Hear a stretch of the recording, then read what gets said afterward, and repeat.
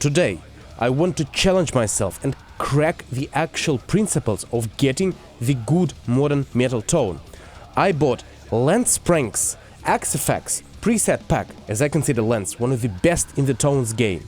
We will use the raw tones as a reference and uncover the universal principles that define their creation. So let's learn together and nail the modern metal Djent tone. Let's go. Also, like and subscribe because I'm bloody sick, but I'm still delivering this video for you, guys and girls. Let's go. Check out this mix.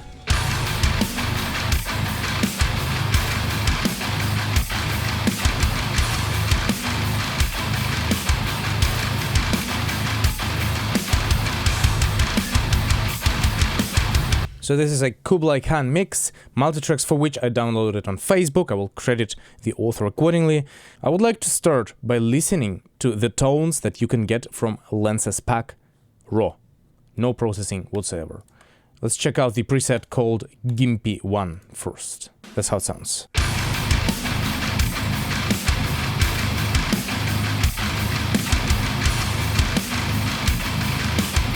Great. And the other preset that I loved is the HBE one as well.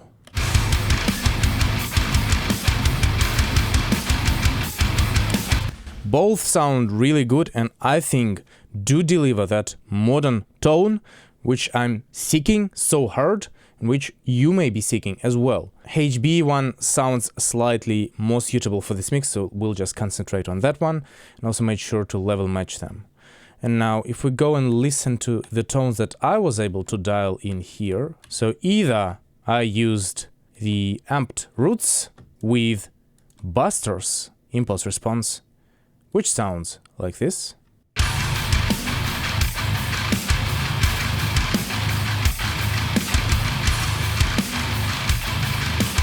Drastically different level match though.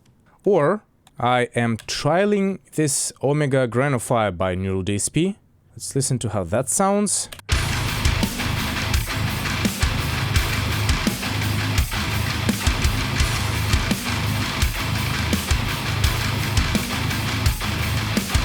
Again, sounds really different, a little bit closer to the reference tones. And also we need to keep in mind that these reference tones are completely raw, so they also need a little bit of sculpting to put them in the mix, which we will get to in a second. First thing first, and I really want to go as deeply scientific as I can, is discovering the core of the tonal difference. Which frequencies respond to the difference in tone and why? My understanding of modern tone versus old school is that modern tone is very contained and can never be harsh. We don't know which frequencies may respond to this, but I wanna really see and analyze what it could be about.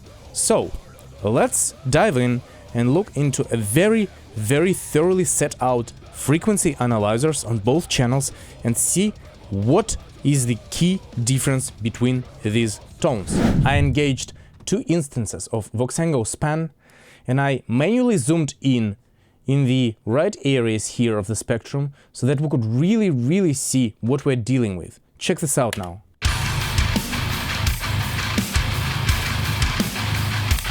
See how much more detail this now gives, and in a default setting, it's not enough.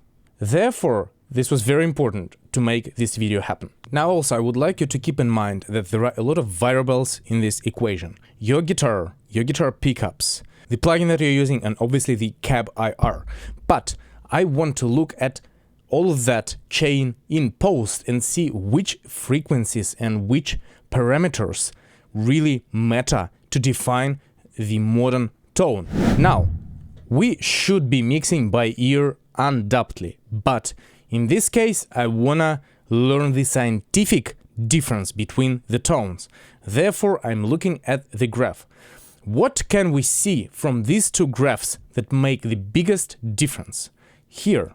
So this is your reference tone and this is our target tone, which is amped roots. You can see that in Lens's reference, the first thing that stands out so much is this huge dip at 3K, right? Whereas here in my tone, this area altogether is very saturated and brought forward. Now 3 to 4K area is your harsh area, and as we defined before, modern guitar tone can never be harsh. And therefore, I can tell that dipping this area here and this here may lead us to a closer result. Moreover, I think we've all heard of boosting 500 Hz on modern guitars for thickness.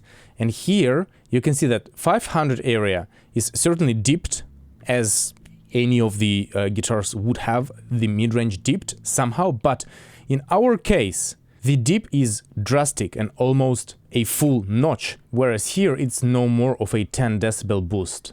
And in our case, well, about 20, which is no good. So let's see if an EQ could help to get us to this tone visually closer. For this example, I'm gonna grab Pro Q and try EQing it so that we have the frequencies dialed in.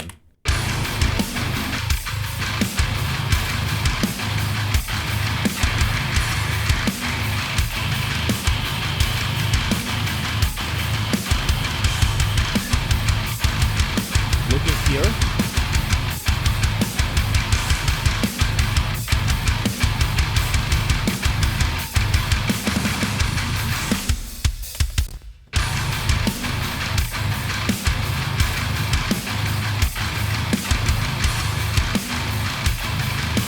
You can see that the area above 3K is a bit more pronounced in our case rather than in the reference tone. So let's dip that down too. This here.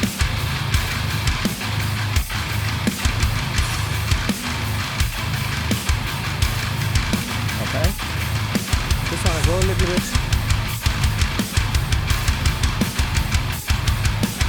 And this is already sounding nicer, not harsh at all.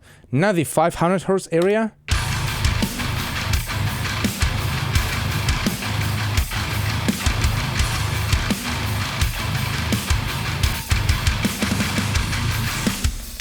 So this is the EQ I came up while preparing for this video, and it's pretty similar to what has been dialed in here, with a little bit more of 200 Hz as well apparently, which actually may need to be cut on the reference tone to sit better in the mix. But you can see that, in fact, these two curves are relatively similar, with a little bit of an addition of 7.3K for the tone to cut through. So this sounds like this now.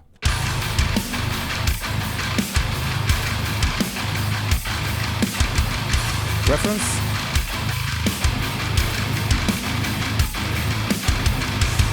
Do this little cut here.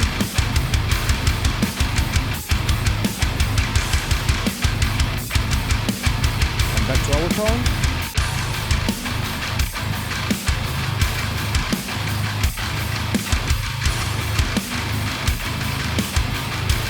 Bypass the EQ and listen again.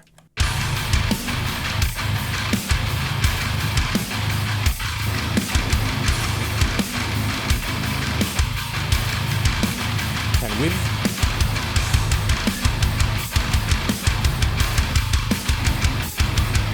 I'm really excited how much of a difference these moves made, and now we know the actual areas that give this tone. To me, this sounds significantly more modern when the EQ is engaged, because the tone sounds more contained, has that spongy sort of dynamics. And so now, after looking at those graphs, I really deeply understand what in particular creates this tone.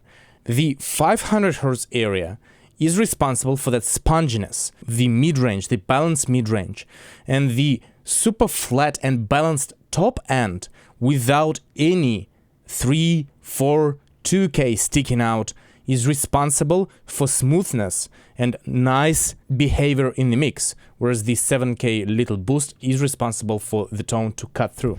Now I would like to wrap up this video by showing what else can you do in order to put these guitars better in the mix.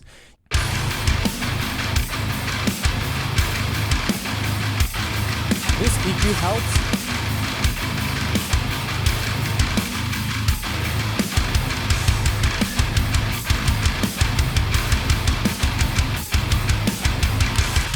We can also compress them quite hard with slow attack and fast release, 4-1 in this case. Check this out.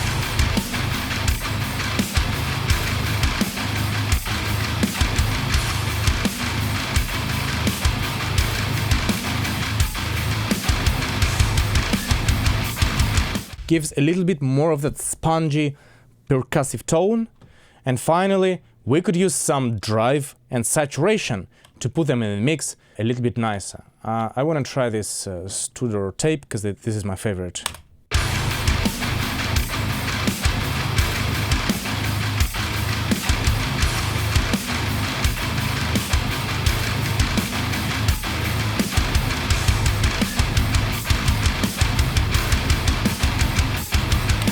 Just makes the mid-range feel a bit nicer and smoother and not as pokey as it was before.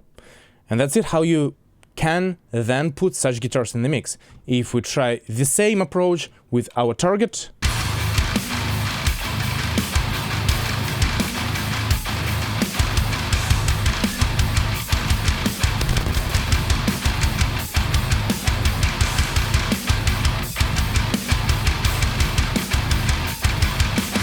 Reference, target,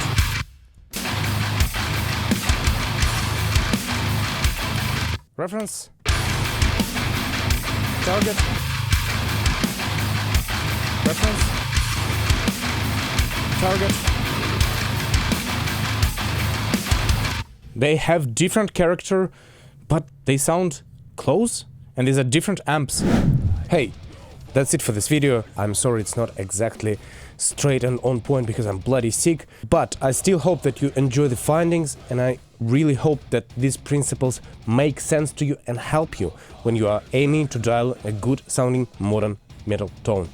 Please hit me up in comments or send me an email if you want particular opinion on your tone, and until next time, take care.